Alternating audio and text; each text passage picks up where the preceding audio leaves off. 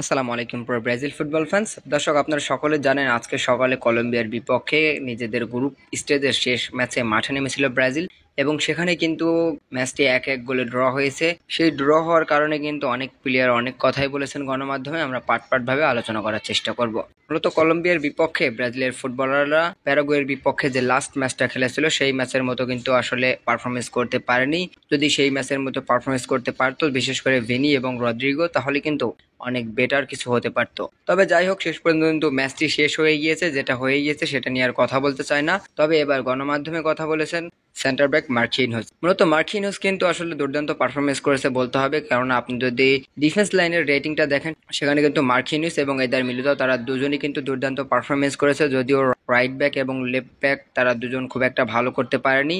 সেজন্য কিন্তু আসলে গণমাধ্যমে মার্কিনহোস ম্যাচটি ড্র হওয়ার পরে কিন্তু সাংবাদিক তার কাছে ছুটে আসে এবং মার্কিনহোস তখন বলে, আমাদের নিজেদের সাথে সৎ থাকতে হবে, আমাদের এখনো অনেক কিছু বাড়াতে হবে এবং অনেক উন্নতি করতে হবে, বিশেষ করে এই বড় ম্যাচে। মূলত এটা একটা বড় ম্যাচ, এটা তিনি বলছেন মার্কিনিউস। এই জন্য তিনি এই সমস্ত কথাগুলো বলেছেন যে তাদেরকে সৎ থাকতে হবে, মানে ডি বক্সের ভিতরে কোনো ফুটবলারকে যেন ফাউল না হয়, সেজন্য তিনি বলেছেন সৎ থাকতে হবে। এছাড়াও বলেছেন তিনি তাদেরকে আরো উন্নত করতে হবে, বিশেষ করে এত বড় বড় ম্যাচে। আসলে কলম্বিয়া কিন্তু আগের মতো আর ছোট দল নেই। আপনারা যারা মনে করছেন যে কলম্বিয়া ছোট দল, তারা কিন্তু সম্পূর্ণই ভুল ধারণার ভিতরে আছেন। কেননা কলম্বিয়া কিন্তু লাস্ট 2 বছরে একটি ম্যাচও হারেনি, যেটা কিন্তু অবিশ্বাস্য।